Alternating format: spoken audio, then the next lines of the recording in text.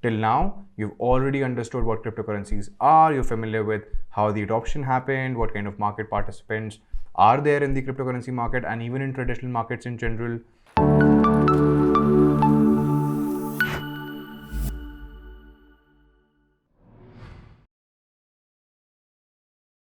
So if you've made it this far, then you're definitely interested about trading cryptocurrencies. In the basic trading program that we have brought for you, we will cover all the major topics that will make you a better cryptocurrency trader. But as you know, trading is more like a practice game. As you will keep on doing it for a longer period of time, you'll obviously get better. Till now, you've already understood what cryptocurrencies are, you're familiar with how the adoption happened, what kind of market participants are there in the cryptocurrency market and even in traditional markets in general, what kind of different asset classes that there are, a lot of other things that will give you a knowledge sphere or a mindset to become a better trader. In the last couple of videos, you also understood a little bit of technicals as well in terms of what kind of time frames that there are, what kind of methods and trading styles that exist, and you can obviously choose any one of them, practice them for a longer period of time. Obviously, it takes a lot of dedication and a lot of concentration to be scalpers or intraday traders. But I'm sure with practice and time, you will understand the key tricks and tips that exist in the market, which will make you a better trader. In this sections, we will cover what kind of trading instruments are available to you. Mostly these can be divided into two parts, like cash markets and derivatives market. Mostly you will be familiar with cash markets, and some of you might also be familiar with the derivatives market. What I mean by cash market is that you need to have immediate delivery and the trade has to happen and settle at the same point in time. So you got to pay upfront for making that purchase. You don't get any margin, you don't get any leverage. It's 1:1. So if you're trying to buy one Ethereum or one Bitcoin, you got to provide whatever INR value, or if you're buying it with USDT or Tether, then you got to pay upfront for the complete Bitcoin or complete Ethereum. You cannot take any leverage. Whereas on the other hand, derivatives is a completely different style, and usually derivatives don't really require you to pay in full. But let's understand more about what derivatives usually are before we step in to understand different types of derivatives. Also, we will cover a complete in-depth course and program dedicated to advanced trading tools, derivatives, options, futures, and algo-based trading as well, so that you can become even a proficient trader. But at this moment in time, I would like you to just focus mostly on cash markets. We'll take and also like on other markets in derivatives as well, but we'll keep our focus mostly on non-leverage side of things right now, because as you're starting, we don't want to take a lot of leverage and have that risk. Derivatives is nothing but a contract which has a derived value from the performance of the underlying asset. So the asset could be anything. It could be a stock, it could be a commodity, currency, and cryptocurrencies as well. But what happens is that when you get into that trade, you don't have to make the settlement today. The settlement is usually for a future date. It has a derived value. So you can execute the trade today, but the trade will be settled somewhere in the future. Some types of examples of derivatives that you would have heard about as well are swaps and futures and options. And some of this let's discuss so that we can better understand what derivatives usually exist in the market, and if we can take positions in the same, if we understand it better, then only we should go and take positions in this, because they are highly risky as well. So to be able to understand the difference between futures and options and different types of derivatives, let's take a few examples and understand them one by one.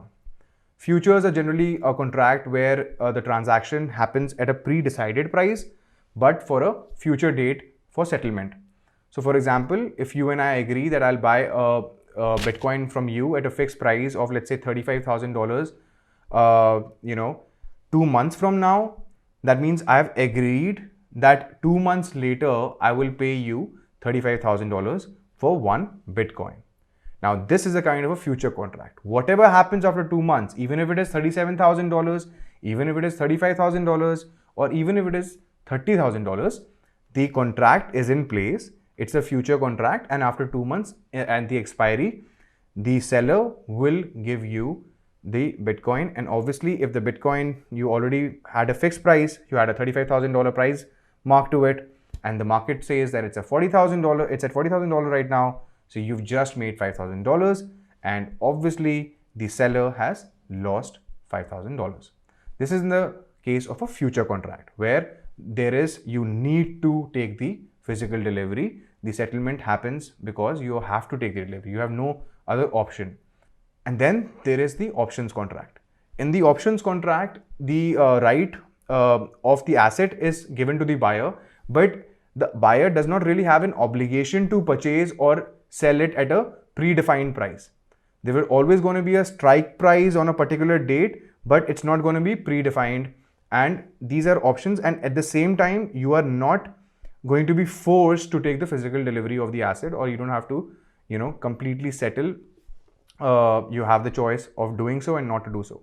But with futures, you gotta show up and you gotta pay up on the settlement date.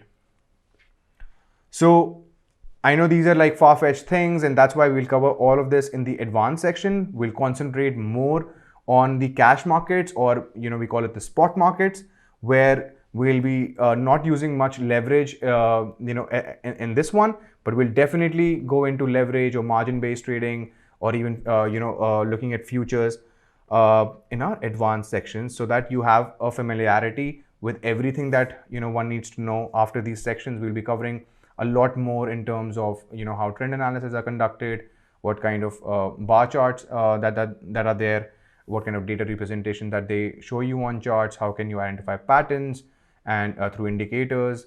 And you'll be a more comprehensive and a knowledgeable person in terms of looking at the charts or making decisions for your moves.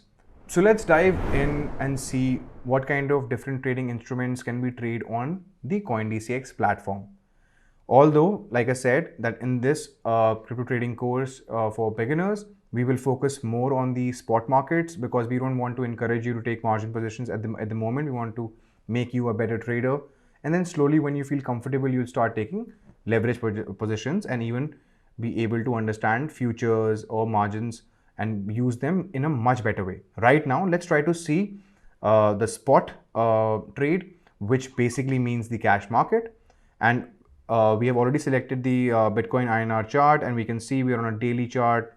It doesn't matter. So let's just find out that right now you saw some positions, and you were already on a 2-hour chart. You saw some positions, and you think that the Bitcoin's price in general is about to go up.